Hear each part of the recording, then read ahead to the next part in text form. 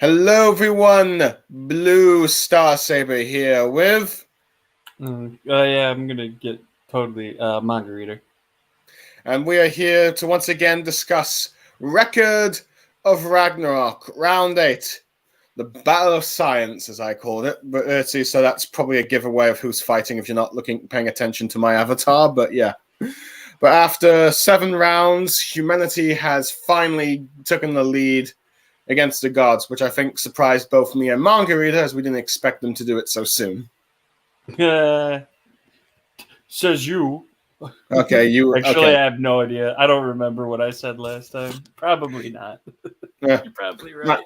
yeah. I think you're expecting, I think, Hades to win just because, like, the Greek gods would then have three Yeah, losses.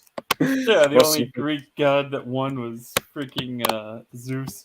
Yeah, Poseidon, Hercules, and of course now Hades have all been defeats for the gods. But I suppose, I on don't one think hand, there's. Is that sorry, go it on. for the Greek gods? If I'm There not is one mistaken. more, and Apollo, and he'll be in the next bout, which I've probably already spoiled, which I was going to save until the end of this Oh, to you didn't have discuss. to. You didn't have to say the name. You just. I mean, that's your fault now. You spoiled it. Yes. You're an Okay. idiot. So You're if an you idiot. haven't, yeah, I'm a fool. So if you haven't read chapter 78, people, no more spoilers because let's see, there'll be spoilers. Let's see during later towards the end of this video, but let's see for those who have seen, let's see, round 8. I hope you enjoy to see what we have to say. Or if you don't want to get spoiled, do not watch this video until you've read round 8. Or watched it, but granted, that's likely to be in like a year or two. But yeah, it depends on how long it takes for the animator to adapt this. But yeah. So pretty much, Hades lost against, I believe. Let's see, Shin. I've forgotten the G. Qin Shi Hong. Yes, Yeah.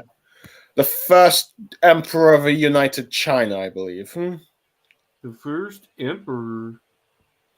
Or at least the first emperor or king to unite Right. all of China. One of the 2 Chinese warriors that were here, but like I said, the Greek. I was going to say it seems likely that the Greeks mostly end up losing most of the battles, just so that the other non-Greek gods could have most of the wins. We'll have to wait and see on that, but yeah. But well, granted, Japan's likely to win at least 2 or 3 of their battles, so yeah, for the human side. Oh, Japan. But yeah, because, well, to be fair, this is a Japanese manga, so yeah. But anyway, but yeah, so with the humans lead, it was like, let's see, it was very curious about who would go next to the round, and the first chapter pretty much just gives it away entirely. But yeah, though, of course, it begins, of course, with Brunhild being angry at Buddha with the avatar you've got for this stream. Yeah. That is literally the reaction she's doing. It annoyed that Buddha's gone off somewhere. Let's see. That Well, idiot. sorry, go on. Said that idiot. Yeah. I don't Making care anymore. Yeah. honored one my ASS. But yeah, now granted, Golly being smart ends up changing the subject back to like the next rounds and all that stuff. So yeah, as you know, let's see, the gods were realizing that the gods have not really taken Hades' loss all that well since, I believe from the previous round, Brunhild described with, I think, let's see, Jotunheim, I believe. Well, no, it's not Jotunheim. I mean the Bifrost as being one of the 4 powerful gods that could go through it with ease and all that stuff. So yeah, one of the top ones has been taken out, but yeah. But let's see. She's already selected the next fighter's room, and it's like a steel door, which that is probably giving it a hint away that it's none other than, of course, Nikola Tesla. as it's all tech-based when it gets entered in. As she describes, Brotherhide goes all abracadabra and saying that this is humanity's one and only sorcerer. And you see a bunch of unconscious scientists that are from, like, exhaustion, except for, like, of course, Nikola Tesla, who is from the Austrian Empire. So, yeah. Now, granted, I don't really know much about Nikola Tesla, except I think he was, like, the founder of electricity. No. Based on the timeline, 1800s. I mean,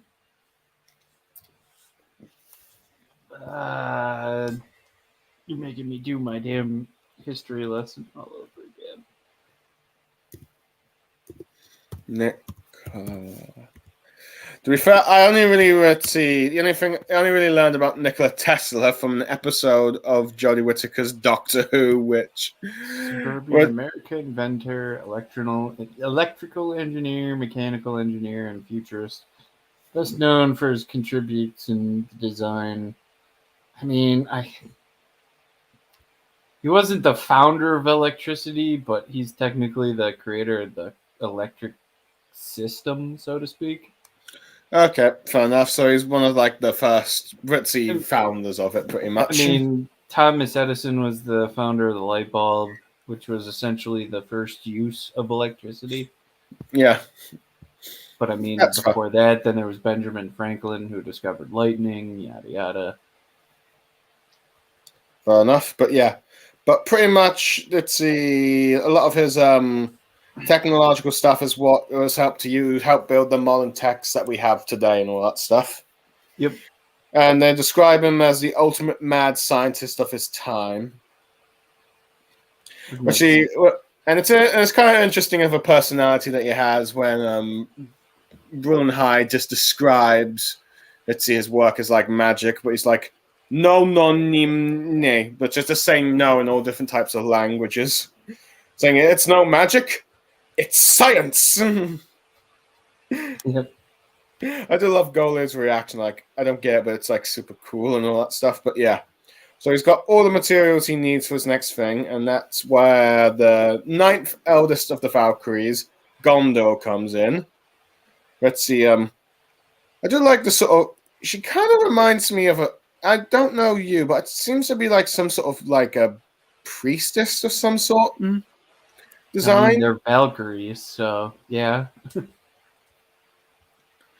She's not the oldest, but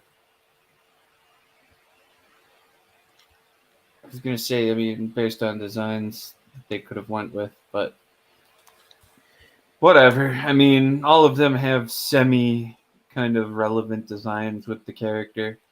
Yeah, I mean, they pair up with, so yeah. Let's see, it's interesting. Definitely, she does, despite being the ninth eldest, she does look like she would be one of the older ones, at least from I think her description. Only because when you think of a higher, I mean, I like you said, it's somewhat of a priestess-looking design, so you usually consider that as being, kind of an elder-based thing. But yeah, she's only the ninth oldest, so yeah. I mean, to be fair, see, I believe the seventh oldest looks like a smaller bookworm. So yeah, but anyway, you just get pretty much Tesla examining her, which gets Golly like, "Hey, what are you doing?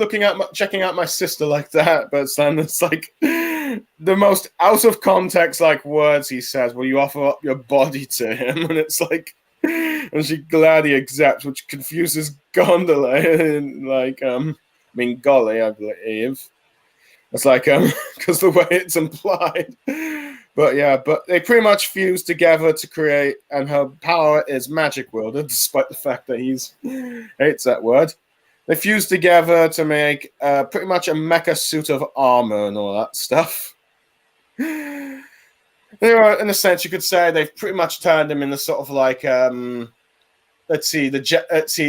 manga equivalent of Iron Man. And during all this stuff, we end up seeing all the let's see, other scientists that are researching with him waking up, being amazed by his things, and among them, let's see, is someone called Galileo Galilei. I have no idea who that is. From Wait, my what? Who? the supporters. Oh, Let's see. One of them is called Galileo Galileo? Galilei. Apparently, he's an astronomer, psychiatrist, and an engineer who many regard as the father of modern science. So, I don't know much about him, but I'll Galileo Galilei. Yeah. So I'll take the wiki's word for it. Albert Einstein, we all know, and he looks pretty much like what you expect from Albert Einstein, but manga-wise version. The best thing you can technically think of for Galileo is the father of modern science, but yeah, whatever. So yeah, you have Edison, and then you have Let's see, Alfred Nobel. I think I'm not. Let's see, familiar with that one as well. he's using they use a bunch of scientists essentially, but yeah. But yeah, apparently he was a Swedish chemist engineer. Apparently he's won a Nobel Prize for holding 355 patients in his lifetime. And the invention of dynamite, which I guess that might explain why they've given him some sort of mask thing. But yeah, Thomas Edison's design is really weird and all that stuff. It's like it's like a long curly thing. And I'm pretty certain the real Thomas Edison did not look like that. None of these guys looked like this. Yeah. Other than that, you have someone called Maria Curie. I think. Let's see, the only female scientist amongst them, and apparently one that conducted the pioneering and research on radioactivity. And the other one is pretty much the last one, of course, I'm going to mention is Isaac Newton. Well, basically, they all look like designs that you'd probably get from JoJo's Bizarre Adventure, pretty much. That is my basic guessing this. just judging by appearance, especially Isaac Newton. Isaac Newton. Holy shit, the season 2 is going to have the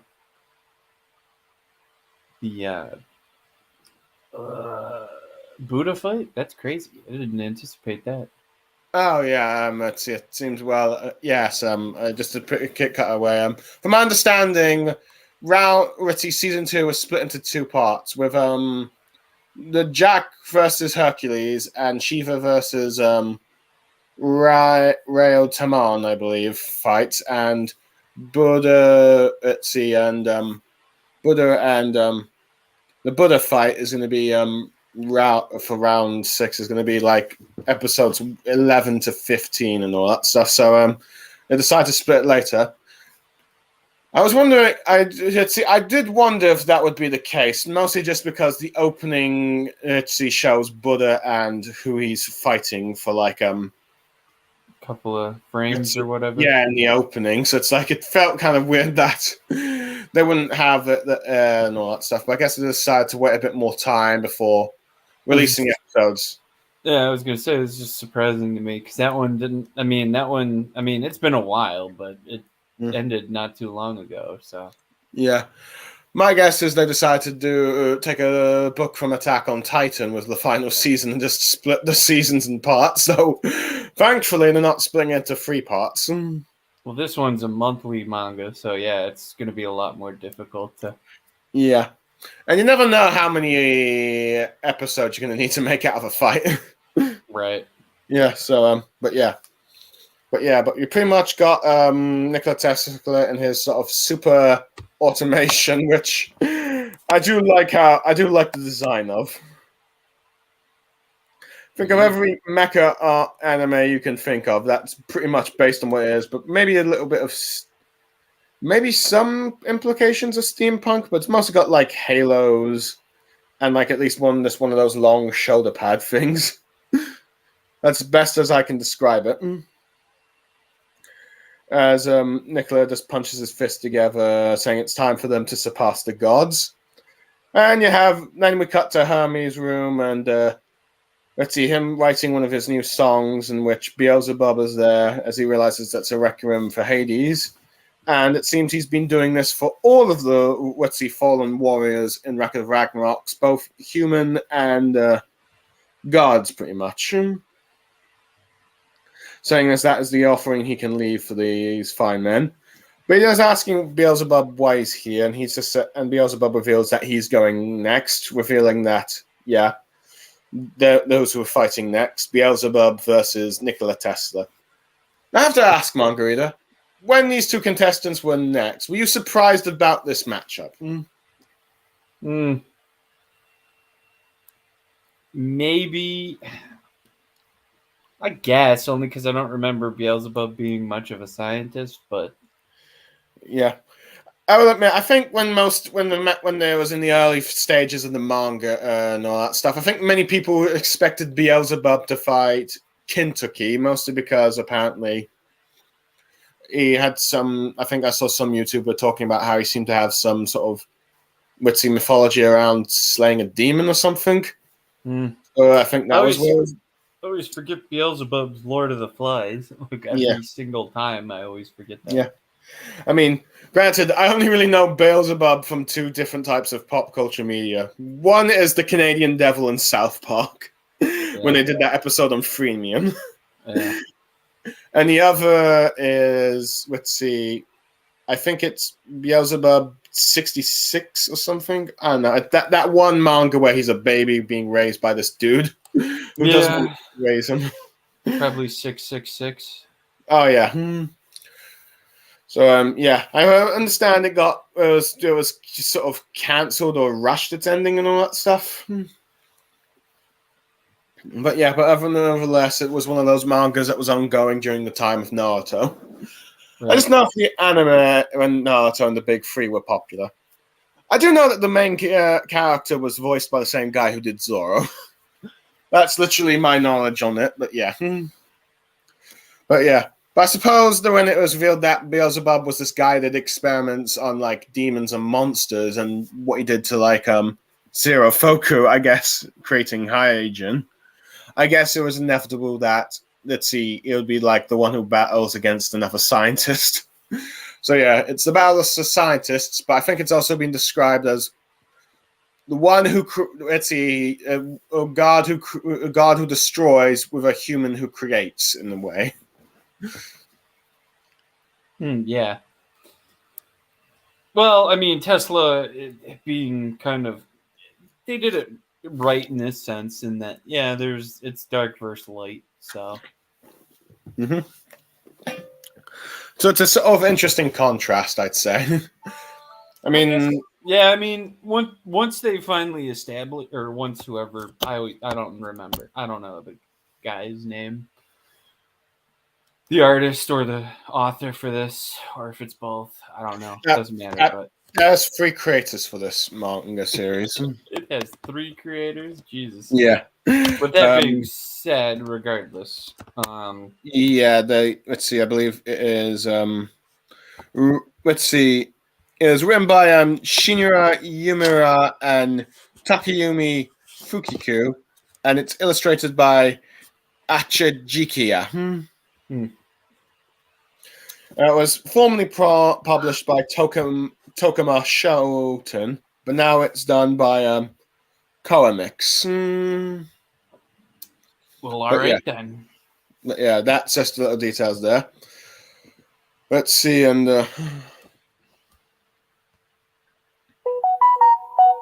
okay, interesting. But yeah, and for the anime, for those wondering, it's adapted by Graphica, though in season 2, I believe Yumeta Company also helped produce it, so that might explain why the second season was probably better animation than the first. But yeah. So you have those are like the mangakas who draw it and all that stuff. So yeah. Anyway, it's like an interesting thing. when you talk about the Lord of Flies, interesting enough, the next chapter actually reveals most of Beelzebub's backstory, which is, I think it's kind of interesting because this is like the first time you get the backstory just before the fight. I don't think it's happened before. You've never. Maybe it has.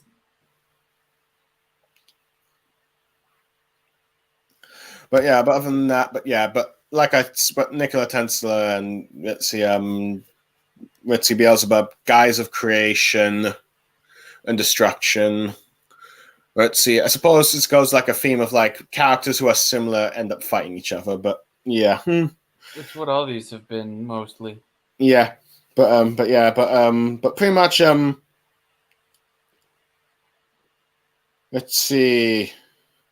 Pretty much just a backstory about how, let's see, there's always a name that has been reviled alongside Beelzebub, and that's the Lord of Flies and Satan, which people just despise and fear, and even including the gods, as most of them are terrified of going near Beelzebub, are saying that anyone that gets close to him gets cursed by Satan. So he's pretty much been a loner. Even though let's see, I do like his sort of design in the backstory. He looks some sort of like a sort of Count Dracula, if you will. At least that's my description. It seems like only mythical animals, let's see, are brave enough to get close to him as he's feeding a unicorn. I mean, unicorn.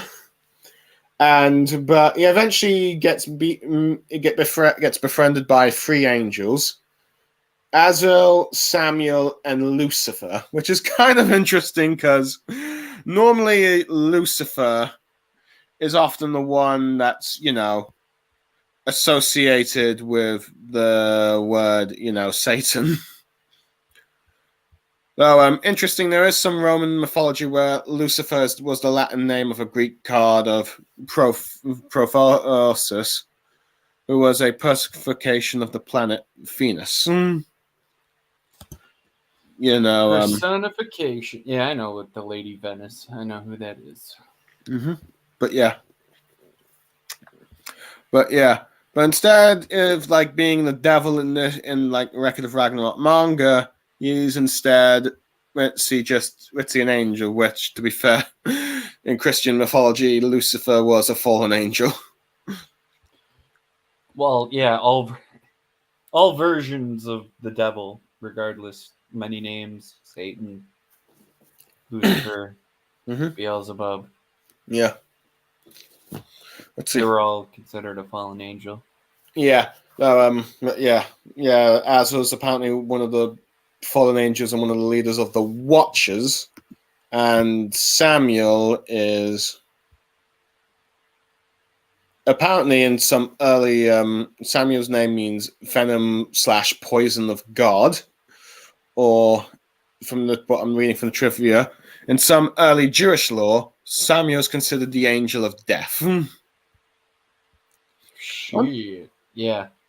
I wonder if that means that, it's like the angel, the same angel that apparently killed all those firstborns in the,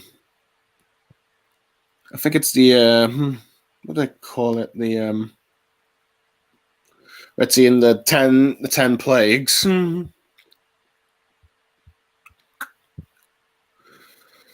Let's see. But anyway,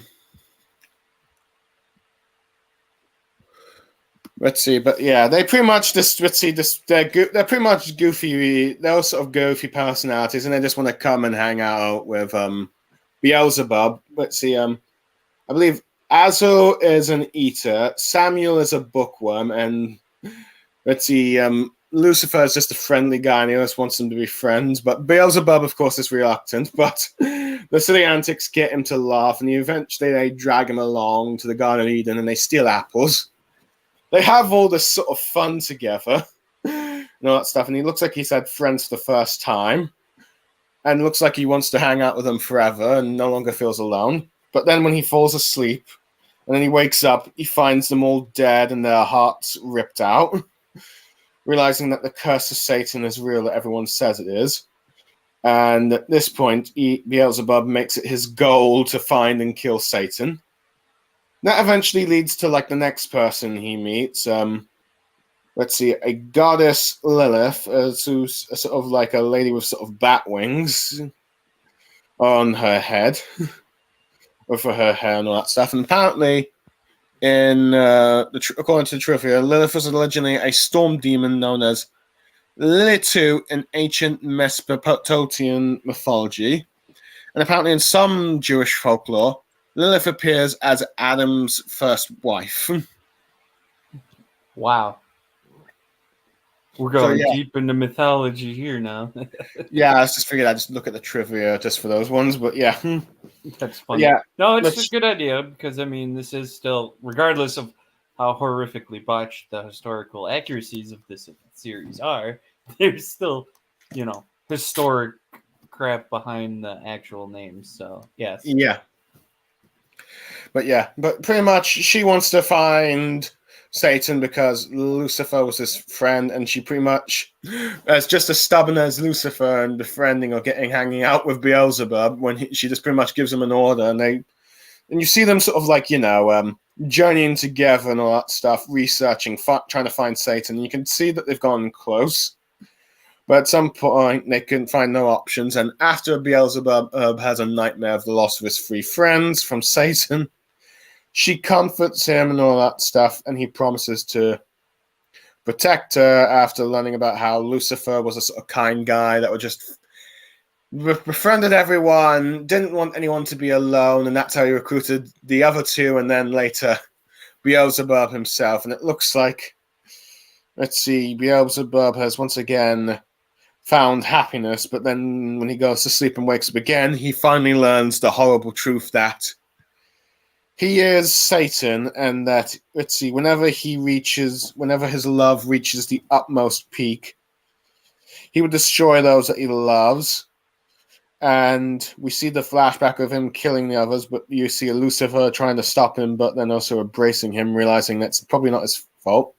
And it's called the demonic Destrodo. So pretty much he's literally like sort of possessed, if you will. Beelzebub, yeah. Yeah. And possessed by Satan. Yeah. But Lilith doesn't blame him and realizes that probably Lucifer doesn't, and Lucifer's probably not married him well and realizes that he doesn't want it. But she's also sort of fallen in love with him. But she tells him to like live for her sakes and gives like a sort of vow and order, or sort of sacred prayer to keep him to live. But pretty much Beelzebub is just in despair, pretty much. And we see that back in the present. He wishes to die. He desires to die as horrible as he can, as he's just imagining like the corpses of those that he cared about just around him, if you will.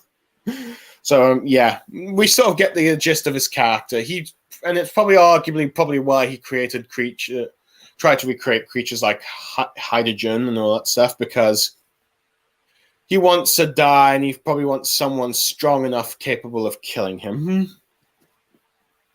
So it's kind of interesting, like, and this is probably arguably perhaps a part of his motivation of joining Ragnarok, to see if someone could actually kill him. But I definitely say this is probably the most tragic backstory so far in Reckon of Ragnarok. When you say... What's that? Yeah, I'm here. What? I was saying, when you say this is probably the most tragic backstory we've gotten so far in Record of Ragnarok. Yeah, I don't know. The gods, I'd say, no, that one's pretty tragic. Although, I don't know. I feel like I always forget the guy who Beelzebub beat, but that guy kind of had a pretty misfortunate backstory. Mm-hmm. Yeah. Let's see. Yeah, Nikola Tesla's backstory is also sort of sad, but I definitely say probably the only one I think that comes close to the tragedy of this is like Jack the Ripper's, where where Jack thought he was loved by his mother for the first few years of his life, only to find out that the only reason she had him was as a means of staying close with the man she was actually in love with. And when that man was getting married, she just turned to hate Jack, and that resulted in him snapping, becoming the serial killer that he came to be known as. Right. But here, I think this one's just slightly more tragic because, well, let's see, Beelzebub was like alone for a long time, finally got friends and people he loved and cared for, only for them to die by his hand as he realized that he is actually cursed to be Satan. So yeah. But pretty much we actually finally then get the arena, which is in chapter 68, Dark versus Light. And they pretty much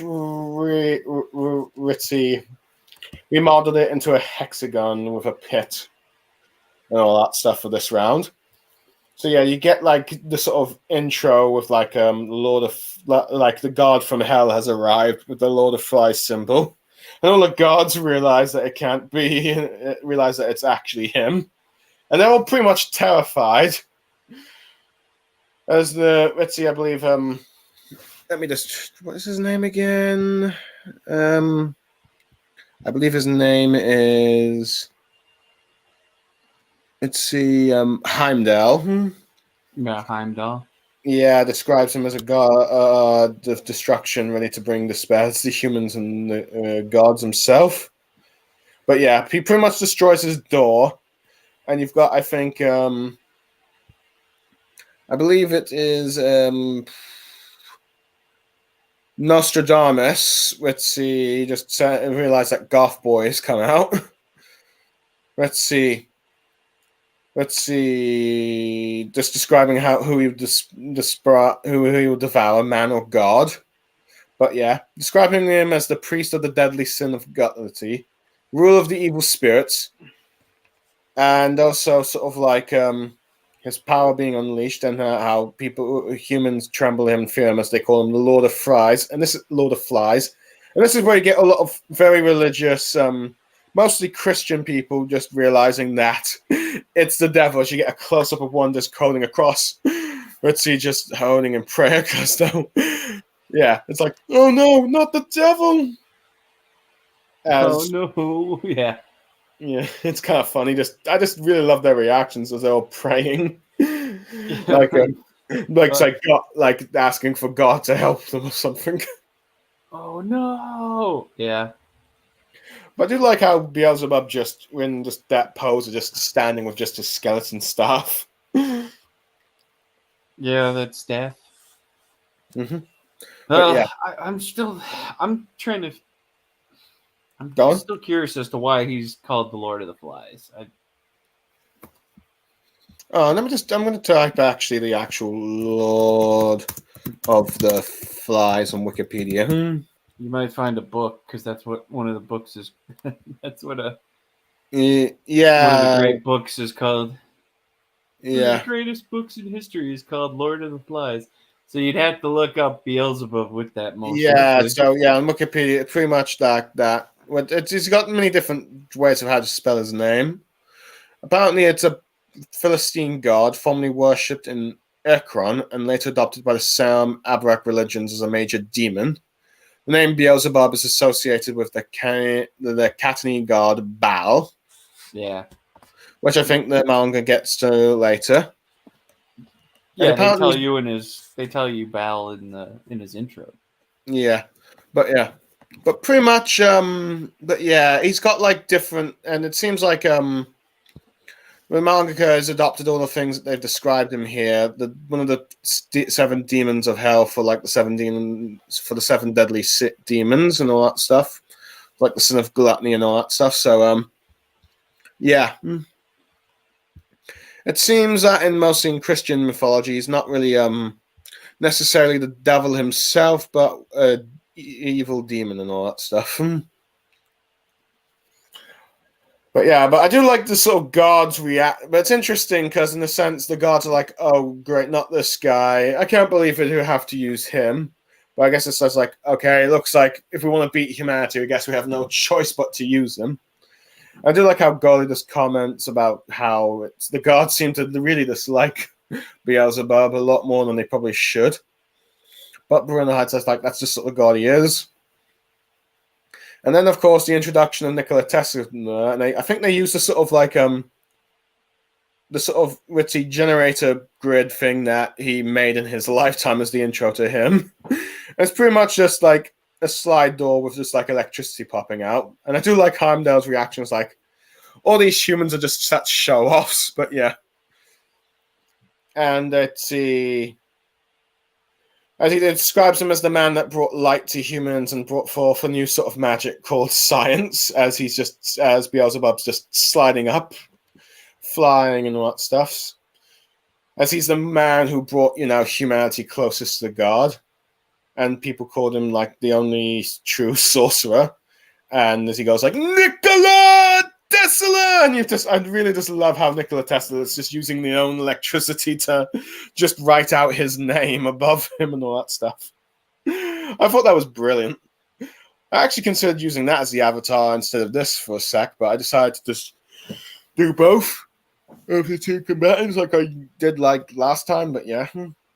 But you pretty much like got all of the boys being in ward with his like robotic or powered up suit as you had the adults debating what it is.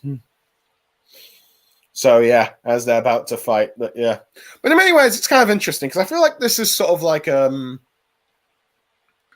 sort of reverse of like round 4, where you had humanity despairing at the human contestant, while the gods going like, "Yes, go, Hercules!" But now it's like the reverse, with the gods not happy about Beelzebub, but the humans about Nikola Tesla, particularly young children. Yeah. Well, again, that's just the whole light and dark aspect. People don't really consider Beelzebub a god per se. Yeah, I The mean, gods just don't consider him a god; they consider him like a demon. Yeah, in real life he would be a demon, but here he's just like a dark god. Guess so. Yeah, but they didn't even seem to have a bit. Well, I don't know. Did they have for what? What was that form that Buddha had to take on? I don't know if they cheered for that guy. Yeah. Yeah, I think he was actually a demon. Yeah, I don't think they cheered for him either. I think I saw some maybe considering cheering for him, and it looked like Buddha was losing, but overall, I think most of them were just spooked or just shocked by the sudden appearance of this random dude that they've never heard about. Yeah. But pretty much now the rule of darkness. Let's see, first is the guy, let's see, Sorcerer of Light, pretty much. So yeah, the round begins. Beelzebub, pretty much, well, before the fight starts, you just got Nikola Tesla just examining Beelzebub, commenting how he doesn't really look like all the, let's see, references and all that stuff. Right. Thinking how, let's see, and this is just, as Bruno describes him, just the curiosity of science and all that stuff.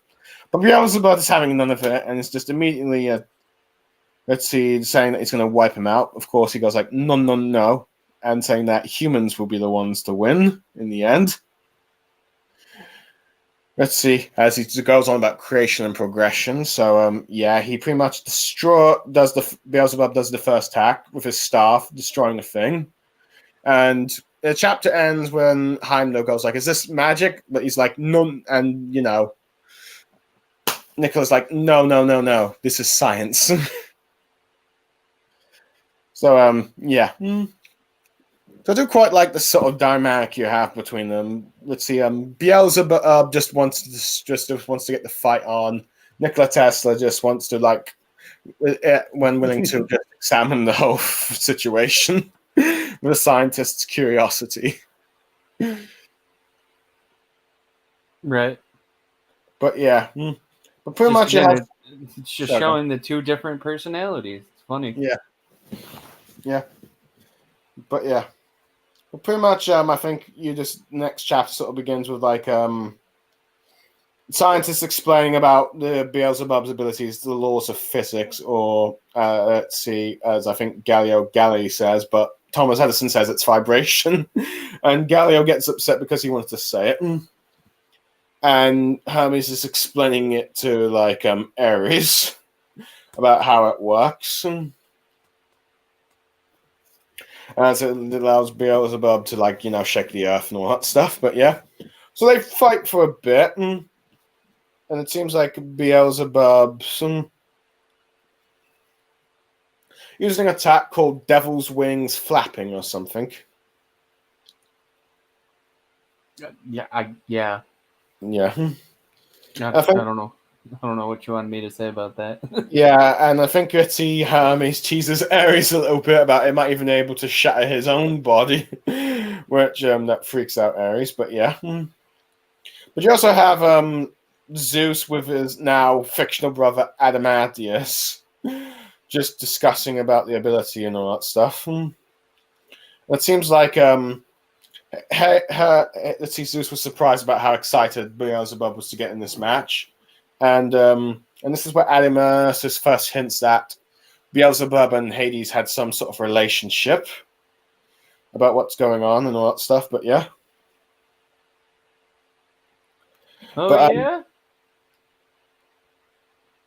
okay, we'll get to that in a minute. But yeah, but Nikola Tesla figures out what the ability is and all that stuff. Let's see, Brunhilde describes to Golly about Nikola Tesla's armor and all that stuff, and they fight for a bit, and he's doing like these sort of electrified punches, from what I could tell. At least that's what it looks like. And they prove to be quite devastating from what we've seen. One of the attacks he calls the plasma pulse punch. But many of them are saying that, let's see, Tesla's pretty corny with the names, I will admit. But yeah, I do like that sort of like quirk. It's kind of funny how you've actually got, characters in the manga series just saying, what's with the ridiculous naming of attacks? Because, well, manga is just filled with that kind of thing if it's a battle manga. The only manga I think of that doesn't do names of attacks is like Attack on Titan. Yeah. And yeah. I'm trying to think. What's another one? I mean, I don't know. Blaze Blue doesn't really, or not Blaze Blue. Was it Blaze Blue? I don't. It's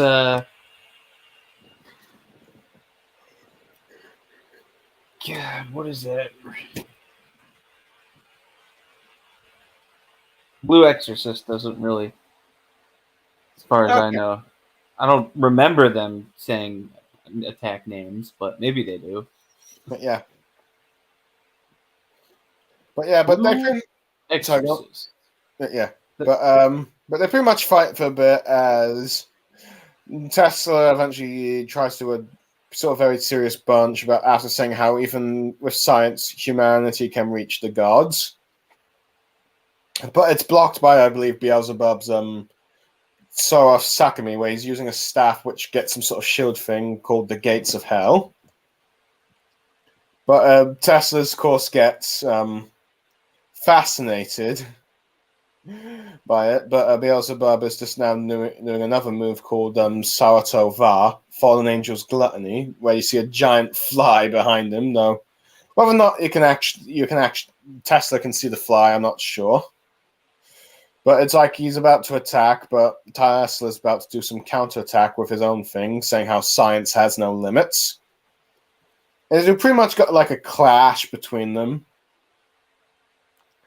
And it destroys quite a large chunk of the thing, but Tesla seems to be a bit injured. But Beelzebub just ends up saying about how he knew that Tesla can't do it, implying that he's convinced that Tesla will be unable to kill him. Yep. And that ends that chapter. So so that part was just mostly the fighting, and then next chapter begins with a bit of an info dump about Beelzebub, saying how he's a god of two faces. One of them, like I think we talked a bit about earlier, was Bao, who would bring about rain to all living creatures, a god of fertility. And, as the devil of flies, Zebel would bring about destruction to Earth, so yeah. And apparently, it was worshipped as in the Temple of Palma, according to the Canaanite traditions. But yeah. So it kind of shows like the sort of two sides of like the Beelzebub worship, or just like, just all the different aspects of like the mythology behind him. Yeah. And this is where Witty Brother Hyde explains that to Golia that the staff is what allows Witty to, the staff of Panipanius allows him to create a very strong attack and a strong shield and all that stuff. So, like, depending on which hand he is. Right hand is an attack. Left hand, I believe, is a shield. So, yeah. Yeah. So, pretty much that. So, pretty much he's the god with both the strongest spear and the strongest shield. In a sense, it's kind of like how, the third Raikage in Naruto was said to have the strongest sword or spear, and the strongest with his like finger attacks, and then like the strongest shield with his lightning armor. But no, with Beelzebub, it's more for staff. But despite Nikola Tesla being injured, he's just being fascinated, and he even wants to borrow the staff and all that stuff, which is just shocking everyone, except for the scientists about that. Oh, it's just his bad geek habit. Let's see if he wants to do some research on it. But Beelzebub is saying, no, I'm just going to wipe you out. Saying you can't kill me. Yeah. But it just get Nikola Tesla going like, no, no, no, no, no. You arrogant god. The present may be yours, but the future is ours. Talking about how mankind just always towards progress to its like more advancement. And then we end up seeing him doing some sort of electrical attack and crossing his arms to make some sort of affinity mark that eventually becomes a sort of electric cage called the Geometer Zone, at least from the translation I'm reading. Prison of the Gods. With like even the god spectators being shocked by this. The Infinity. Yep. Yeah, and you see Nikola Tesla floating like he's Iron Man, pretty much. Anti-gravity, man. Anti-gravity. Yeah. So yeah, it may be very possible that the just mangakas for this have took an inspiration from Iron Man from the MCU. It's possible. But yeah, but you pretty much got Thomas Edison just going about how Nikola Tesla's science is beautiful, which it's kind of interesting to see this, because from my understanding, Nikola Tesla and Thomas Edison were rivals that did not like each other. At least that's what I got from the description from Doctor Who. I mean, I don't know how accurate Doctor Who's description on the history was, but then... But yeah. But that's mostly what I know about their relationship. But yeah. But let's see. But yeah, but as the text explains to it, that's apparently a 9.63 meter square world, telling him that Beelzebub's no longer the god. He is now the god in this world. So yeah, that ends that chapter. You pretty much see quite a lot of the recurring spectators between the gods and the humans, like Nostra, the Japanese samurai. Yeah, it just plays out the same, regardless of who's fighting. It just still you get the peanut gallery every time. Yeah, you just have them watching in the backgrounds. As Heimdall's describing the cage to everyone, you got like all the kids. Well, boys, just being like, it's so cool, magic. But then you have, I think you have Thomas Edison now going, no, no, no, no, it's science to them. We get a sort of a sort of flashback to Tesla, but more of a flashback after he died and all that stuff. In the year of 1943, after his death, where like a lot of his research papers were confiscated. And many suspecting either the United States government or the Soviet Union of trying to take them and all that stuff.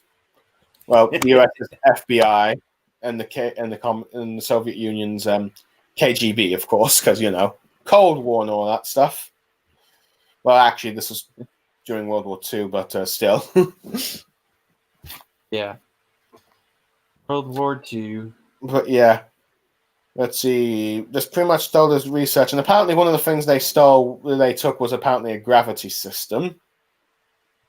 As Brother Erleheim describes it to Golly about how let's see how it works with using the power of the Valkyrie and all that stuff. And he's created something called the Prison of the Gods. Let's see, but it's interesting. But interesting that there's this thing called the Tesla particles that makes all it, but no one can explain it as Brunnerheim describes, as only Nikola Tesla can. Though Beelzebub actually kind of likes the name of the whole prison thing, thinking that it kind of suits me just because of probably how he infused himself.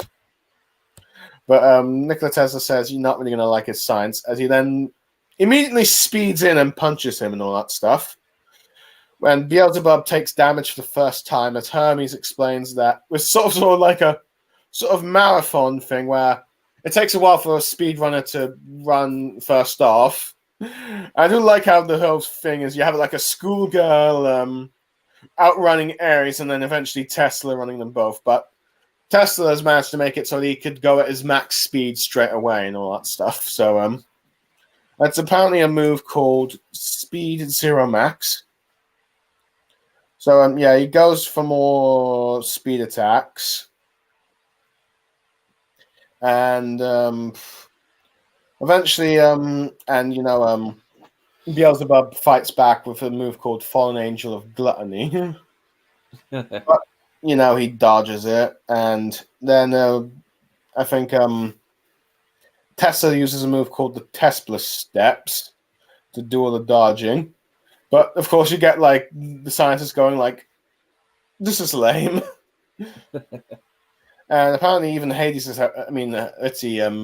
Zeus is having a hard time following it. But yeah, pretty much they just fight for a bit more, and you've got eventually. Beelzebub's able to block it, saying how his fists will no longer reach him. Of course, Nikola Tesla says that, doing another one of his non-unknown quotes about the today and tomorrow. Particularly like yesterday's wonders are now merely today's norms. As he uses a move called QED, as he tells the gods to be held, this is mankind's advancement, and he's seemingly creating a very powerful lightning blast. Well, it seems like he was at first in front of Beelzebub, now behind him.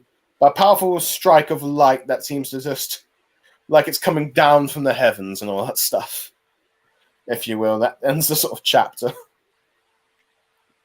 Yeah. And then the next chapter goes more into like Tesla's backstory, but more like after he dies, showing his tombstone from where he was born in 1956 to 1934. And apparently, they were trying to do a very famous experiment, the Philadelphia experiment, where they were trying to do some tests, try and one of his the Tesla coils, to try and make their ship invisible to radars and that stuff in the experiment. When they flipped it, it teleported one place, and right in the next moment in the off coast of Norfolk, shocking a boat there. I have no idea if this actually happened. I very doubt that it did. Otherwise, I think we'd probably hear a lot more about that in the history books. Probably. But the science... An instantaneous movement. Yeah, instantaneous movement. But the lieutenant believed that... realized it wasn't really a stealth experiment. It was something else entirely. But but as he described it, instantaneous movement. And eventually, you'd think it would be a success, but unfortunately, 13 members of the crew were either died and 6 others went insane, as many of them were either stuck to the walls bloody and all that stuff. So yeah, apparently they destroyed the documents for it, and Ritzy going about how it was this last study truly a failure. In many ways, this apparently reminds me of something I've heard about Nikola Tesla, about how many of his experiments, what he wanted to try and give free electricity and power to everyone in the world, but all that stuff, research was confiscated by the US government because they didn't want to do that because they couldn't profit from it. That's my understanding. I could be wrong on this. So, yeah. But yeah. But apparently, it wasn't really a failure, but Tesla had reached it, and that's how he did the punch from behind and all that stuff. As you get both humans and gods explaining about it, and Beelzebub is able to figure out about, let's see, how the teleport thing is, and Tesla calls it the Tesla Rob, figuring out how cool it is. But of course, the scientists, once again, nope. But it's interesting that Beelzebub realizes there's free restrictions for this thing. He needs time to build it up. Let's see. The movement is limited. Let's see, and going on about how there's so many movements that he can do and all that stuff. And the third one is the number of times he can activate it, as one of his electric circle things on his armor breaks, with Tesla complimenting him on his answer, and then goes on a bit more detail about it, saying he can only do it inside the cage, and it's why he can only, and then why he was doing the punches to sort of increase the chances of it happening. And pretty much saying the only drawback about it takes 63 seconds to synchronize when he's like doing doing those attacks. But Thomas Edison says, "Are you just revealing all your strengths and weaknesses at this point?" So yeah. Let's see. And saying that when finally concluding that the Super Tesla coil consumed per warp, which means he can only use it 2 more times and all that stuff. So yeah. And Gunnar and Brillahide explains that, let's see, the more he uses it, the more likely Gondel's body will get destroyed, and so will Tesla since he's bonded. Yeah. Let's see, wondering if this is how far you've managed to be capable of. But yeah. But Tesla then goes on to like a speech about humanity and science progressing forward. But yeah, but pretty much Beelzebub is feeling the wound, and it seems like it's the first time he's felt a wound like this since he encountered Hades, as we see a bit of a flashback of him going there and him causing trouble for Hades, and he wants to die by his hands. So Hades is accepting his challenge for a fight, and they're about to clash, and it follows on the next chapter, and you see that Hades is actually doing well against Beelzebub, though granted it might be that Beelzebub's not really fighting back. It looks like he's now actually able to die, and he seems like he cannot win, but he's that finally now glad he can now actually die. And this sort of stops Hades from fighting a bit, and he's wondering, okay, why do you want to die so badly? And he shows him that he cannot kill himself because, like, he's got a tattoo from the Lilith there, saying how no matter where he goes, no one can kill him, and it seems to be some sort of curse that Lilith left behind. But Hades immediately realizes that no, she didn't leave that behind for you to prevent you from dying because as a curse, because it's a prayer for her wishing to live. Not really sure what this sort of relationship he had, but saying that you should probably try and seek the answers for yourself of what you actually want to do, and if you still come to wanting to die by his hand, he will do so. Eventually, some time has passed, and they're back, and Beelzebub reveals that he still wishes to die. He won't do it by his hand, but he decides that he wants to die in the most gruesome way possible, and then he shall atone for what he's done. Hades just finds it amusing, and this compares him to his brothers in that way. and gives him the. Sorry, were you about to say something? I'm just laughing at what you're saying. Fair enough. And gives him the sort of like skeleton staff that he has, saying that would make it harder for him to die. So yeah. So they part ways, but let's see, Beelzebub says that Hades himself is quite a bothersome god, which kind of surprised him. And it's revealed that Beelzebub is really angry about Hades not dying and all that stuff. It feels like he's become a more bothersome fella. And seems like he's really mad at humanity for killing Hades, because I think he was probably waiting to see, because I think he probably wanted to still have Hades around, maybe even at some point actually maybe decides to have him kill him or not. But he now puts both hands on the top of the skull, and Zeus realizes that he's about to do a forbidden move. Let's see, called the original sin of the underworld, Chaos, and a sort of black spear comes and destroys the stadium. Pretty much like the typical black spear of destruction you find in any shonen, really. Yeah. Let's see. Everyone's just shocked by the devastation, except for Nostradam, who just finds it amazing. Tesla's still alive, but he's been torn to shreds and all that stuff. As Zeus explains how... Oh, you've just got an image. I just sent you something, that's all. Let's see. Okay, I'm just going to take a quick look at that. Of course you are. Okay. During the thunderstorm, outside with metal pearl purposely trying to get struck by lightning. Inside next to a fire with some hot chocolate. Okay, you have Jack the Ripper. Let's see, Beelzebub with the first one. Jack the Ripper, Nikola Tesla, Hades, and Sasaki Kojiro inside for the hot chocolate. Sleeping for the storm. We have one of the fighters. We can't apparently say that guy's name just yet. Yeah, but it's the human fighter for round 9.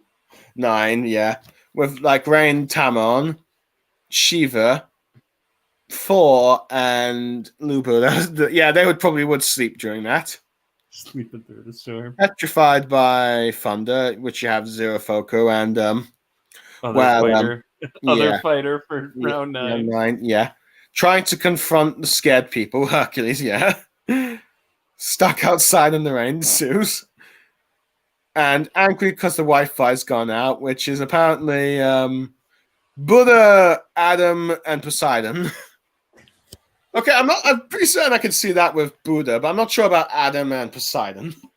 Yeah, Poseidon was pretty prideful, man, so... Who knows, but probably. Lubu and Thor go outside and try to fight the thunderstorm. Yeah, that's funny, but yeah. But anyway, back to the description of the chapter. You kind of see Nikola Tesla injured, and even you see Gondor injured as well. Yeah. Which gets Gole worried. Vadamas is wondering what that technique is, and apparently where he shakes puts both hands on the skull together to cause the biggest massive vibration ever, and you see in a flashback of him fighting some sort of demon, causing a massive destructive technique in Helheim that I think even Hades gets shocked by, which I think eventually probably bans Beelzebub from using. But Adamas thinks that, okay, despite how powerful it is, Beelzebub is also torn the sledge, and it's apparently in exchange for the technique, doing this technique, he damages his own body.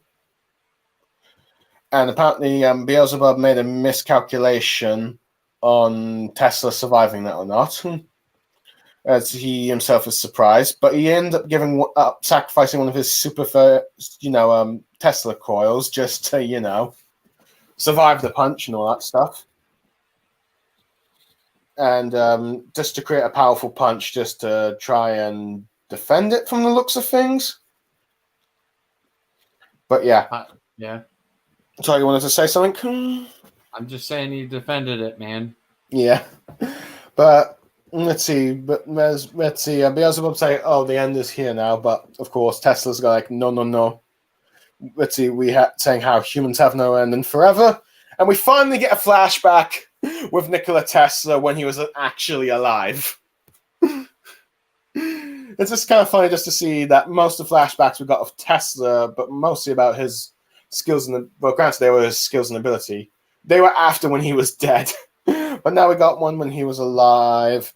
Where back when he was apparently in the Austrian Empire in the modern day Western Croatia, a village of Smilagen. I have no idea if this is actually his backstory or not. I don't know how accurate this backstory is, to be honest. Who knows, man? Who knows? But yeah, but pretty much he's, let's see, going to like greet his brother who, he's at age 5, his brother who is at age 12, someone called Dane Tesla, who also seems to be an inventor and researcher like him, and all that stuff, and it's like, this is his hero. Is currently creating a windmill for the village because an elderly man asked so. But he's like, but his brother's trying to be someone that makes everyone happy. And you can really see that Tesla really admires the brother, despite the fact that Dane seems to find himself as a failure. But Tesla says that not to worry. I mean, let's see, success is done through failures, as their sister was a terrible cook at first, but then makes their favorite meals. So, yeah. Going about how humans might evolve one day, with Dane saying that Tesla might become someone truly amazing someday. And, yeah.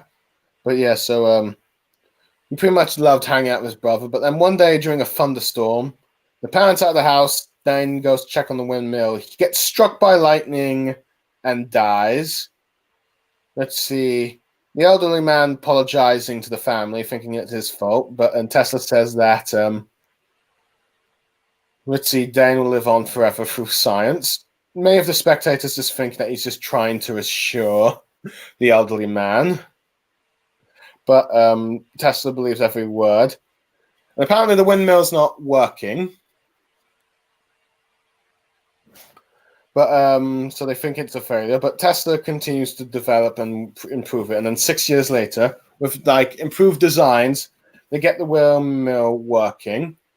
And then he goes on to be like, of course, the famous scientist that we know today and all that stuff. And even in death, when he was researching with all those other famous researchers.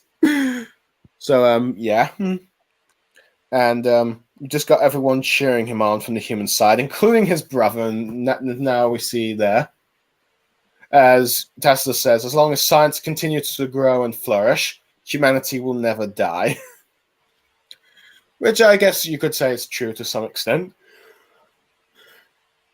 But yeah. I suppose that's true. Yeah. As you get to the next chapter, do you have humans cheering him on, mostly like the young kids? As they continue to fight a bit.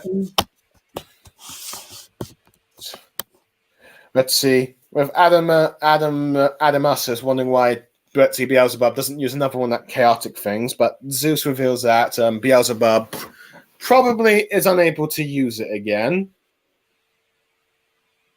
As Ares seems to think that let's see, that Beelzebub has it in the hand and all that stuff. Let's see. As it seems like Beelzebub is able to pinpoint Tesla's, I think, let's see, Tesla warps now. As that's what Ares thinks that,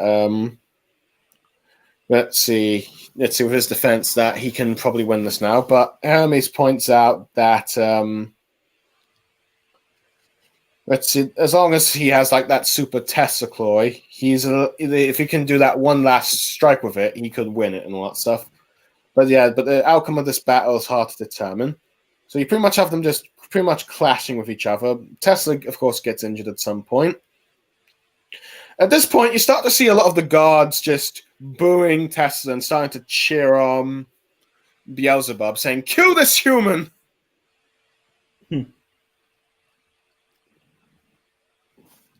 With Tesla just commenting that he has rooms to improve, but let's see. But notice that Beelzebub, that the more he uses those vibrations, the more likely he's to self-destruct. But Tesla says it doesn't matter as long as he's able to kill him, as you pretty much got him charging in. But then you've of course got Lilith's curse, prayer, seemingly trying to protect him. But Beelzebub saying, "You don't need to do that. I'm not throwing away his life. He's offering it up, if you will." And that seems to at least stop it, I think. But yeah. But he's now using a move called the Saw of Tanu, which apparently looks like the multiple skull strikes. It looks like a swarm of flies coming in, which Tesla can't dodge, which he ends up just having to try and block it. Humanity is starting to give up, mostly the Christians and all that stuff, but Tesla refuses to and goes like, "Incredible!" Shocking everyone. Praising the such of like the move, like all the abilities and how it's going down and all that stuff. As he says, like the fruit of his research calls it, let's see, the quad entam destronondum. I have no idea what that is, but yeah. But with like him smiling, the other humans all just get, let's see, all happy, and then they all start cheering again, particularly the scientists. So as he goes on about how humanity has always evolved, as I think you've got like the circle thing in his chest, now just going full energy around him as he's preparing his final bout, if you will. And you just get the boys calling him a sorcerer. As the narration just goes on about how the light unleashed by the final super Tesla coil was just like the light that he once used to eliminate the world, as you just pretty much got everyone, including the Valkyrie sisters, cheering. So yeah, as you got Heimdall just describing about humanity's once again uniting as one, hoping for like Tesla's victory.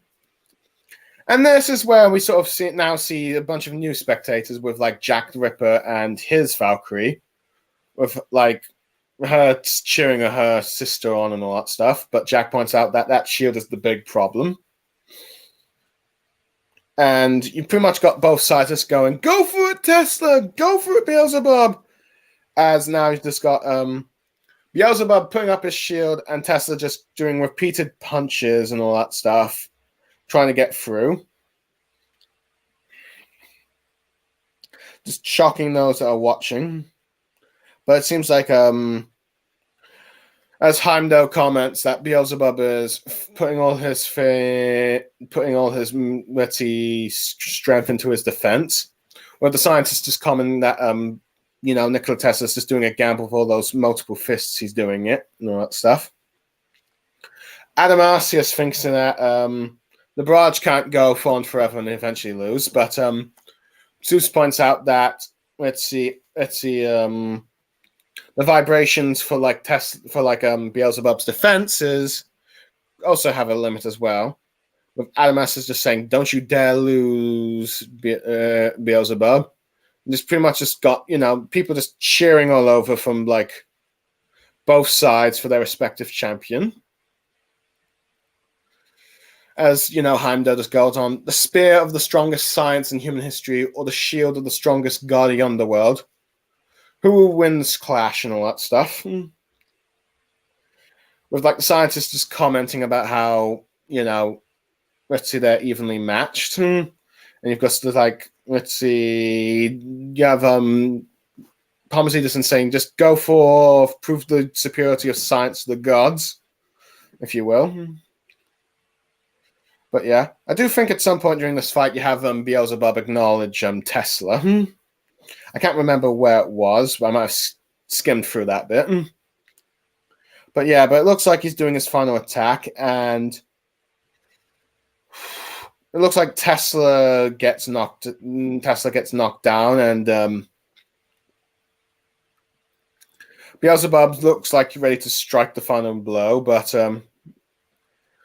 Tesla gets up and does like let's see, as Beelzebub's using a move called the Soccer Smash Gates of Hell. But let's see, Tesla just thanks the god, saying that now science has evolved from this moment as he uses his final Tesla call. His hand looks like it's been, let's see, blown to bits, shocking everyone. And all that stuff as his arm's gone. But then reveals to come right behind him as it's about to try and punch Beelzebub, shocking Zeus, thinking that only his arm teleported in the instant. And it's like, apparently they're trying to do, let's see, an unavoidable pincer attack. And this is clearly the last attack as they're both charging at each other. But Beelzebub is able to use his staff to block the punch from behind. And he's able to skim through like the punch from the front, damage the side of his arm, but able to stab Tesla in the chest, shocking like golly his brother and Edison and all that stuff. And let's see, Tesla realizes that Beelzebub noticed his strategy, which he thought like, I thought it was a good plan. I was naive, but Beelzebub it's saying how he was a step ahead of him. But Beelzebub says that he just trusted Tesla to be, let's see, someone like him would just challenge me to a mere power struggle, and there's no doubt. But it's sort of like the two acknowledging each other's skills in the fight. As he says, it's an honor, but as Tesla's armor breaks down and all that stuff, but he goes to confront humanity, telling them to raise their heads. For this fight, humanity has evolved once again, telling them not to give up in science, as you see all the scientists crying, saying, as long as we believe in science, Ragnarok will never come for us, as he disintegrates. And you see Gondel just appearing for our side, holding him up as they disappear. As Golly just cries out as he tells humanity to look forward and keep advancing forward as he disappears and dies. And humanity, while crying, cheering for like, let's see, just for who Nikola Tesla is. But you do see like, let's see, Jack the Ripper's Valkyrie and the Valkyrie that was with Sissoko Kadri just going down in grief, crying for the loss of their sister from the panels. While Heimdall announces the winner of Ragnarok Round 8 is the Lord of Flies, Beelzebub! And you've got Beelzebub just saying how Hades, once again, he got on the way from his death and all that stuff. As there was this spear that it was the staff that helped him survive that piercer. So once again, he lives. And the time of the match is revealed to be 18 minutes, 6 seconds. And the deciding move was Satan's Horn, winner Beelzebub. And then we get to like the last chapter of the round. And yeah, Beelzebub won the match. Now I gotta ask Mangareader, was this were you expecting Beelzebub to win this round? There were so many twists and turns.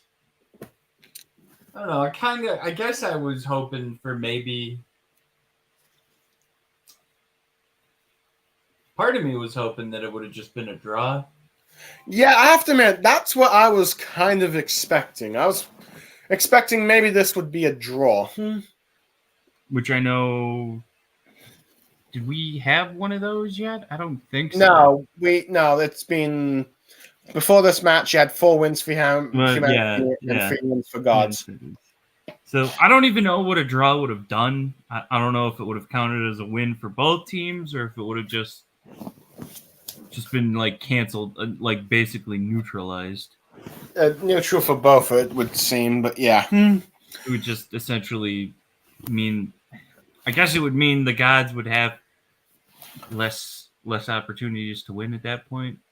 Or it could be very well that they just added 14th round, which I thought they were going to do since, well, humanity has 1 extra person since since Buddha's betrayal from the gods.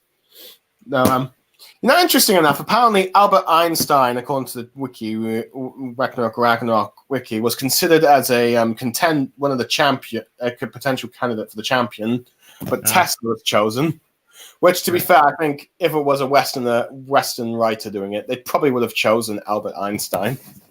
But yeah, maybe even though he's German, but yeah, but who knows? But yeah, but yeah, I was expecting a draw. I mean, I didn't expect humanity to win 3 rounds in a row since, well, no one's won 3 rounds in a row. It's either just you win 2 rounds and then it's a loss. But I was figuring maybe they'll try and spice it up by being a draw here. But I guess that might not be the case. Now, granted, there should be at least after this match 5 more rounds, and one of those could end up being a tie. But yeah. But at the moment, but yeah, that was a bit of a surprise. But it did look like, let's see, and in a way, I guess the backstory of Beelzebub was that his desire was to die, and it seems like Tesla might have been the one to grant that to him and all that stuff. And I doubt it was going to, like I said, it wouldn't probably been a victory, but it would have been a tie and all that stuff. Yeah, the only reason I'm left kind of sour is Beelzebub had the nerve to say, yeah, I'm not going to die in this match. And they go out of their way to say that this was somehow a total victory for Beelzebub. Oh, yeah. So, yeah, that is interesting, but yeah. I know the underlying factor is that people that actually knew the battle were like, oh, shit, that was close. Yeah, it was a very close match, but yeah. Yeah. But I do like how, even though, let's see, even if it was kind of clear that humanity was probably not going to win this round, right. Kind of like how in the other sort of matches, like, round 5 or round 3, let's see, regardless, who was likely to win, they still made it pretty close matches where it makes you think that, okay, this person could actually lose. Right. Let's see, but yeah. It's safe to say that, now this next match is kind of up in the air. Yeah. Because you don't know, since it's tied again. Yeah. You don't know, will the gods have 2 wins in a row, or will humanity do another win? Because let's see, as we've seen from the way this manga stresses, it's like let's see, there's 2 ways it can go about. Let's see, because it seems like one side either wins 2 matches and then another side either wins 1 or 2, or the other side then wins, but who knows? I mean, so far the gods won the first 2 rounds, then humanity won the next 2. Then the gods won 1 round, then humanity won 2 more. The gods have now won another 1, so you wonder if, would it be a pattern of, the gods winning the next round and then humanity would win the next 2 rounds after that, or something like that, or 1-2 or 2-1, but yeah. But in many ways, I suppose maybe this is why humanity got the lead at the beginning of, in the middle of round 7. Just because just to try and make the series a bit more unpredictable, as many thought humanity wouldn't get a lead until closer towards the end of the matches, but by doing it halfway, it makes it a bit more unpredictable. That's a possibility. Otherwise, I think it was, I don't remember where, I think it was in the 5th round where it was Shiva versus Ragna. Yeah, Ragna. Mm-hmm. I think that's when I said that up to that point, it seemed like the gods were actually super impressed with humanity. Oh, yeah. To the point where I don't actually know if humanity has to win now. Or even if, just because I think they're super impressed, but maybe them winning, yeah. But judging by how angry many of them were about Hades, I think even if they're being impressed, they seem to be getting really frustrated. So it seems like the rest of them, but I'm just saying the main gods, the ones that we keep tabs on at all times, seem to have this sudden respect for humanity. Yeah, it does seem that be the case. Now, whether or not, let's see, they can persuade the rest of the gods just to keep the humans alive just for another bout of Ragnarok, Right. Who knows? Because it's like there's so many times I can just do like Ragnarok and just gods winning every time, and then we say we're going to wipe out humans, but we're not going to do it last minute. Right. No, So- I think humanity still has to win, but I think there's going to be a new, basically a newfound respect for the ability of humans. Yeah, I think that's going to be the case, but yeah.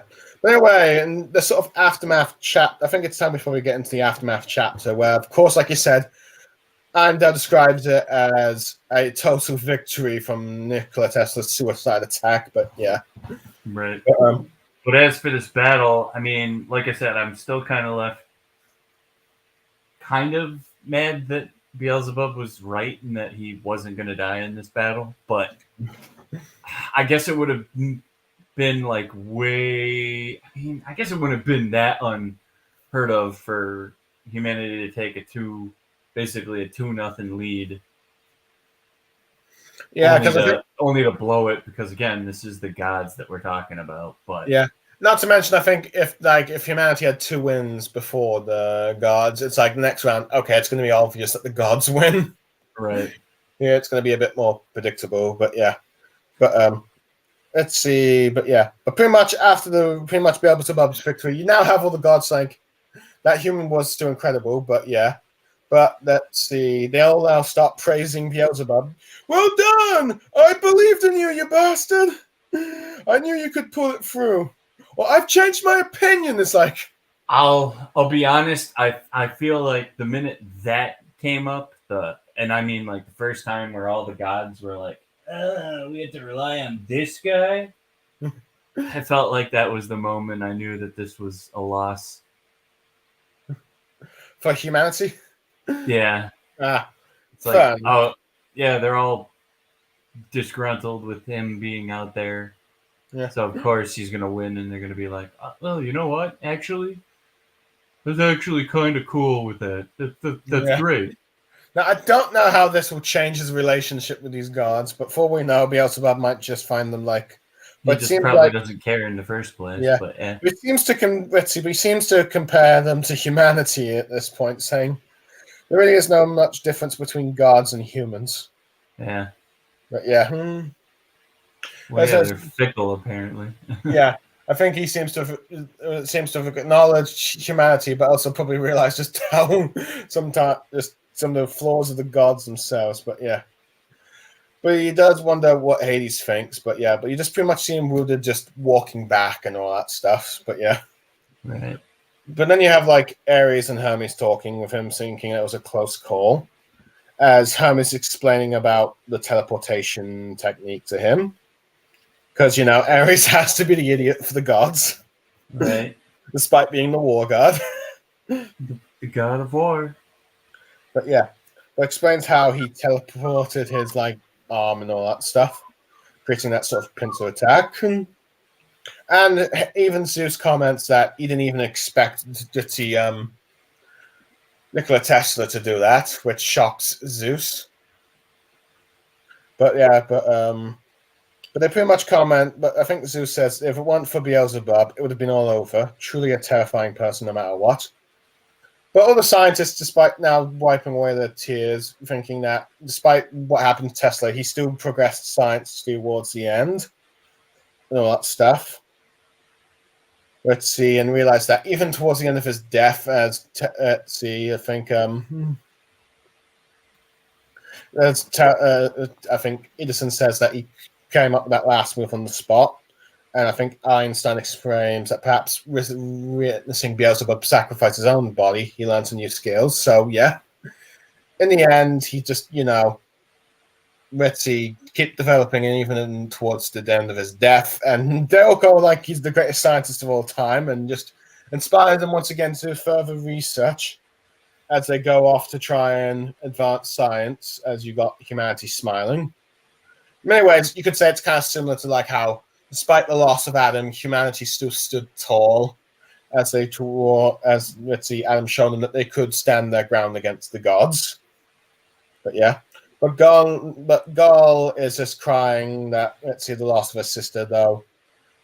She knew that she was happy and satisfied with what's going on, but she notices that her sister Brunhild is no more. And but yeah, as the narrator says that round 9 for the round, as Hando goes like round 9, will determine who will have the lead now that the gods and humans are tied again. And we get to Brunhild's room where she does like the projections of like the fallen.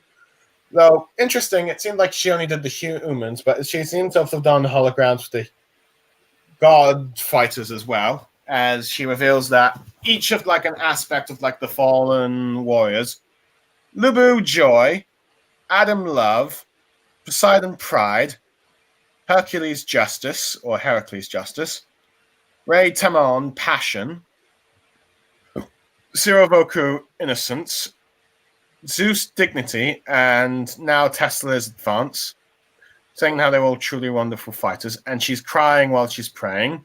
And this is where we see Buddha's here saying that how every time he tends to visit Brunhild, or as he calls her, Buchan, Joy seems to be end up crying.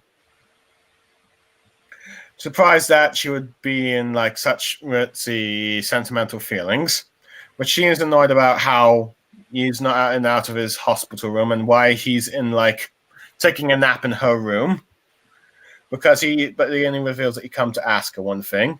So he just came to ask, saying like, she wonders what it is. He ends up asking your ex-boyfriend Sigurfred, and you can tell that Brunhild is really angry at this question. Yeah, Siegfried. Yeah, Sigurfred. And apparently he's been imprisoned in Tartarus for quite some time now.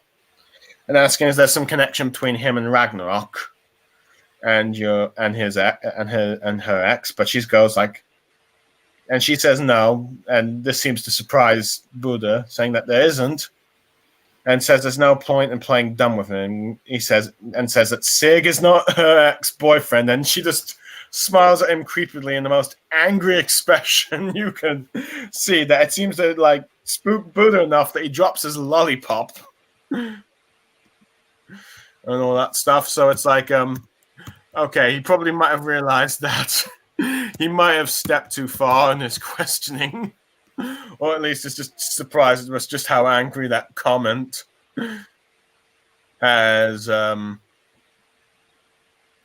just angered him, and all. It just seems to have angered her. But yeah, so she's just walking off. She has to now prepare for the next round. And Buddha's like, no way, no way, ew, seriously. Going about how, Buchan, you're taking your puberty issues far too far, aren't you? And then we cut to the underworld of Tartarus prison, where we see a bunch of demons locked up. And you see two, other demons who have been watching the matches on some sort of phone thing, commenting about Beelzebub winning. And apparently the 63rd demon of the 72 demons are Solomon Andreas, who's some sort of bird thing, and the 64th demon, Flavorus, who seems to be some sort of tiger or leopard. Let's see. And saying how, like, with that thing, both sides have now 4 wins and 4 losses. And you see this mysterious person talking about that, saying, well, that's a shocking development, don't you think so? But then with the one flower saying, whose side you rooting for, since you're like a half human, half god? And he says it's such a difficult question, given his position.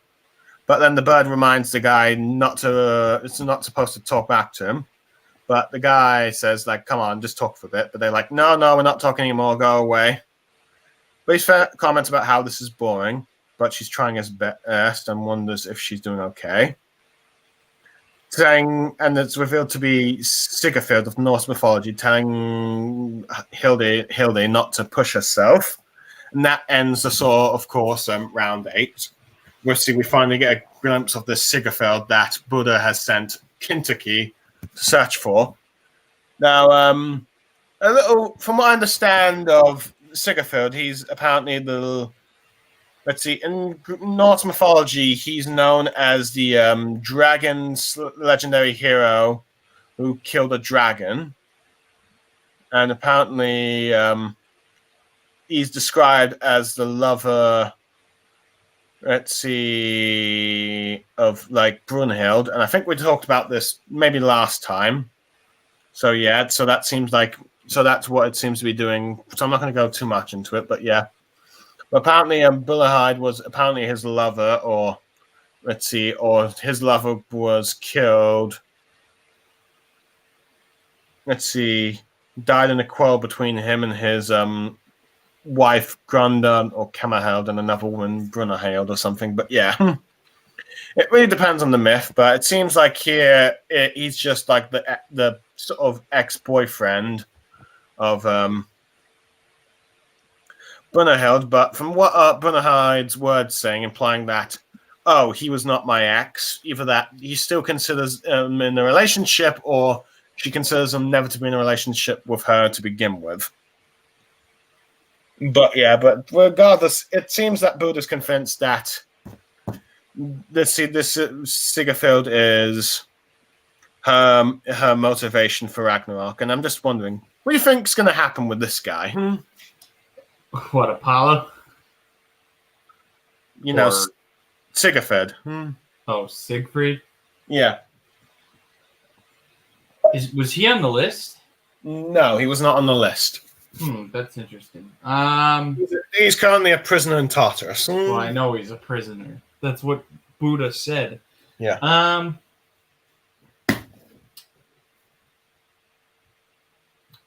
mean, I don't know what he'll be.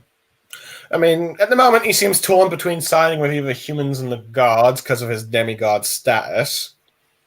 But I'm wondering if it's possible that if he ends up siding with humanity, he might become one of the potential villains, so that either Brunhild or Golly doesn't have to be. Granted, if it, of course, humanity does get there's a draw, that means that they'll need another person to the Voland. But who knows? But we'll have to wait and see. Yeah. Now, granted, with Buddha and Sirivoko doing the Voland, Ritzy, there is only one less demigod to be used, and Siegfried might just be the case with like Garlin and Brunhild, but we'll have to wait and see what happens. But yeah, there would have to be a woman. Let's see. Yeah, I mean, Sirivoko has shown that. Yeah, like the Voland, that's not necessarily. It doesn't have to be one of the Valkyries to do it. Right. But yeah, well, granted. Yeah, that's round 8 down. So how would you rank this fight amongst all the ones that I've seen so far? Look, all of them. I mean, there were some good points and there were some boring points. I think it started slow, but it picked up towards the actual climax. Yeah. I will admit, I think Nikola Tesla does have some of the best quirks I've seen, and I do like the sort of introduction to for both of them during when they enter the stadium. He was kind of like Adam, but with more personality. Yeah. In many ways, I'd probably put this fight in the middle. I mean, it's not the best fight in the series, but I don't think it's the worst. I mean, there's a lot you can enjoy in this fight. This is 8th.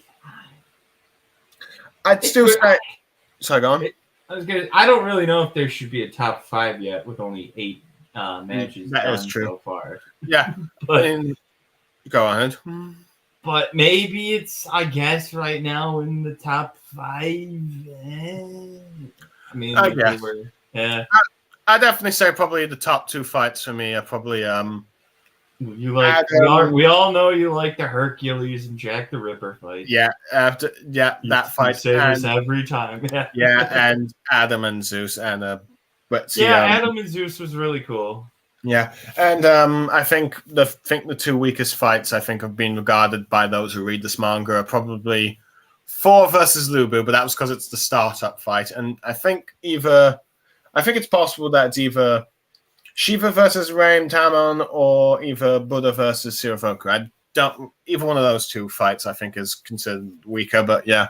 I thought the Poseidon fight was considered the weakest. It only took like 2 hits.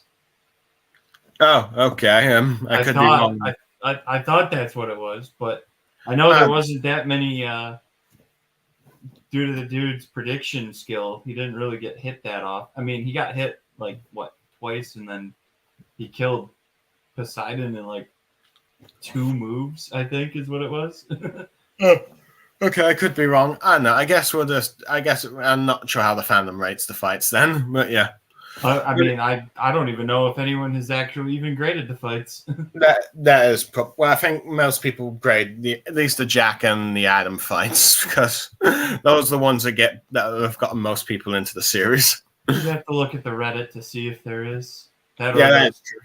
Yeah, it's either Reddit or if there is I guess a Discord for it, maybe. Yeah, Discord or see what people do rank it on YouTube. But yeah. Anyway, let's see. That's probably about it. But we do have, of course, the contenders for the 9th round already announced because that chapter's out. Yep. And we're not going to go into details on the chapter. That would be for like round 9. But we know that, and this kind of surprised me. It ended up being Apollo versus Leonidas, the Spartan king. That's actually interesting. Well, yeah, that would make sense. 2 Greeks. Yeah. 2 Greek gods. So this time you actually have 1 Greek god and 1 Greek champion. Human. Yeah.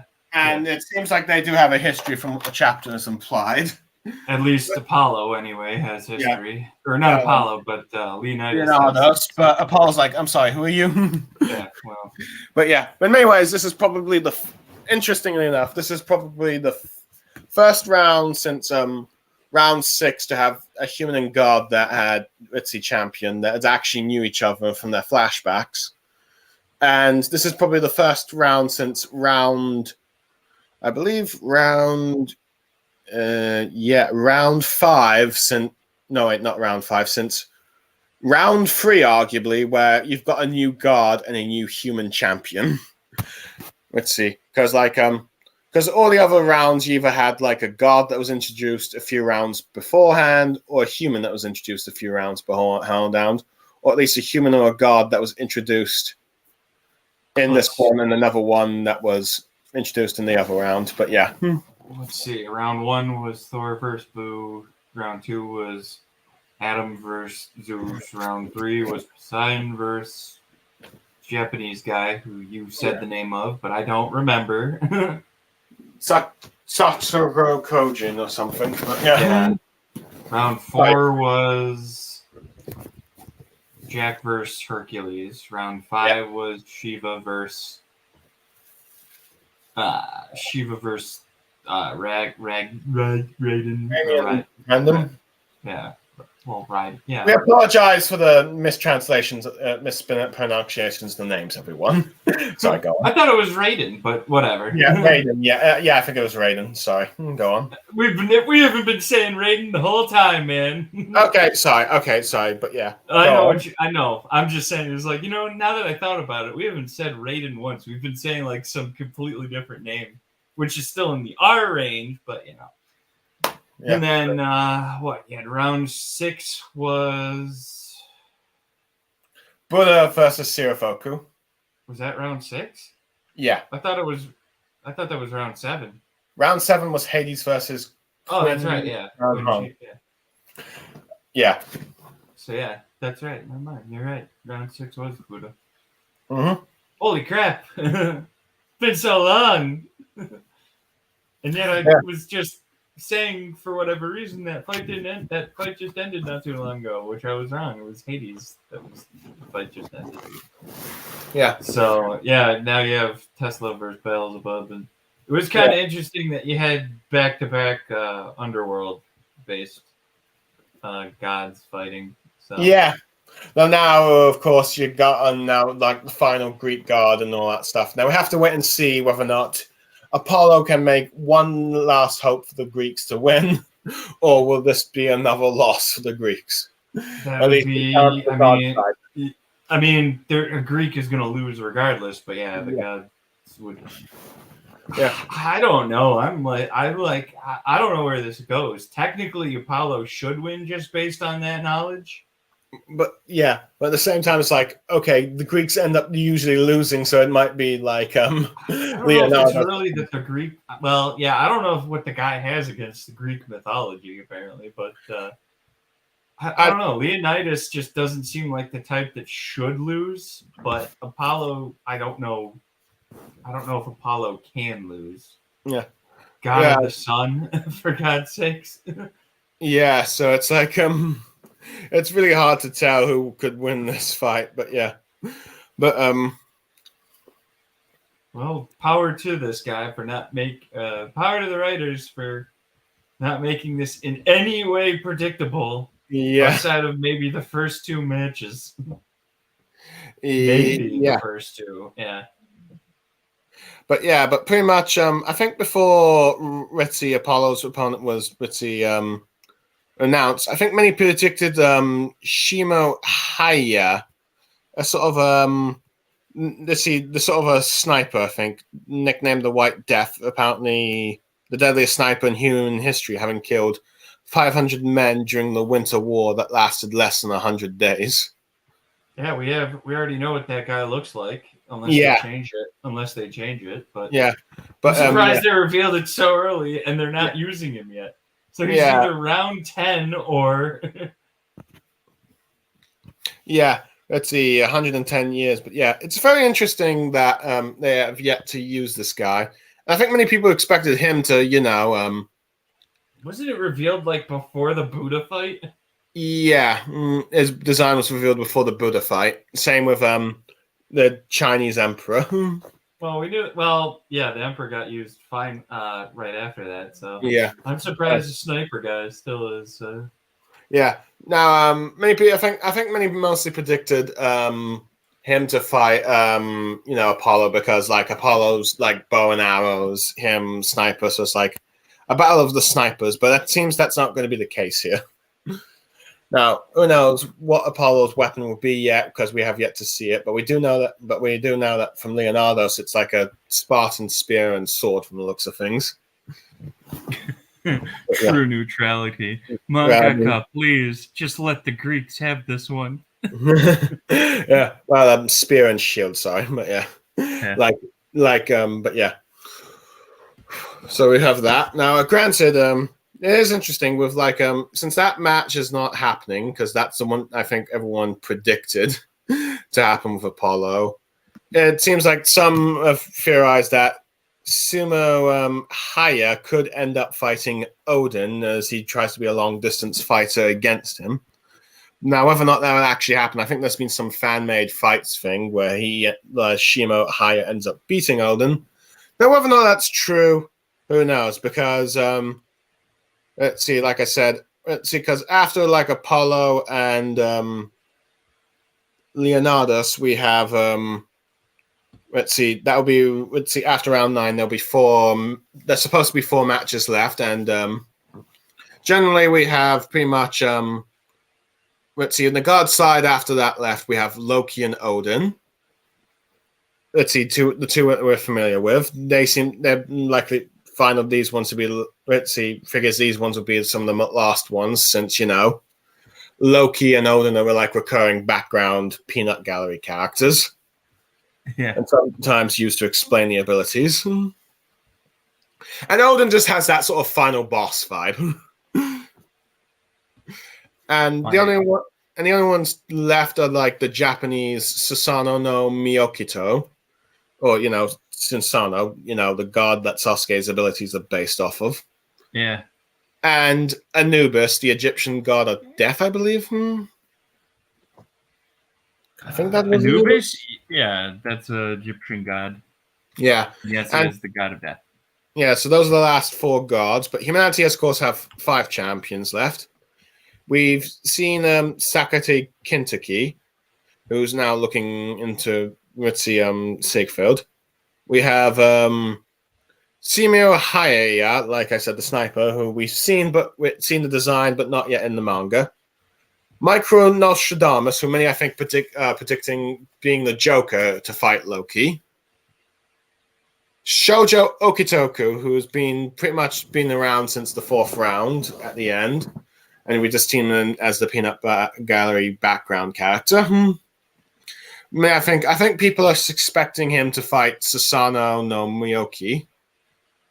And the last one, of course, is Grigory Rasputin, who we have yet to see. And let's see, it'll be very curious to see Let's see. I suppose before like the whole matchups were like disjointed. I think many people expected him to fight Anubis since he's the god of death, and Rasputin was said to known to cheat death or something.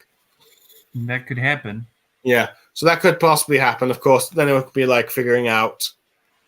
Let's see. Let's see who would fight like Odin, because it might either be like Shimurahama or Sakata Kintaki. Because I could see, because on one hand I could see like Sakata Kintaki as like as a sort of like someone that could fight like being like a Japanese like, let's see, hero fighting like the big bad Odin, if you will. Leonidas wanting to go last. Yeah. But yeah, that was pretty funny about him. But of course, then it learned that, oh, it's Apollo that's next. It's like, okay, let's see, I'll fight and kill him. But yeah. So yeah. So we'll just have to wait and see how they figure out the whole humanity thing. But it's very possible that it might be possible that you have two humans teaming up against one god. We'll just have to wait and see. Right. But we'll see how they handle like the extra for the humans and all that stuff. But yeah. But okay. Yeah, we'll see on that. Yeah. And what's the last thing you ended up on is, and your ending is an image of it's Pride, the authors, Apollo, Brunhild, and Leonardo's waiting to go last. Okay, like something falling on someone else, but yeah.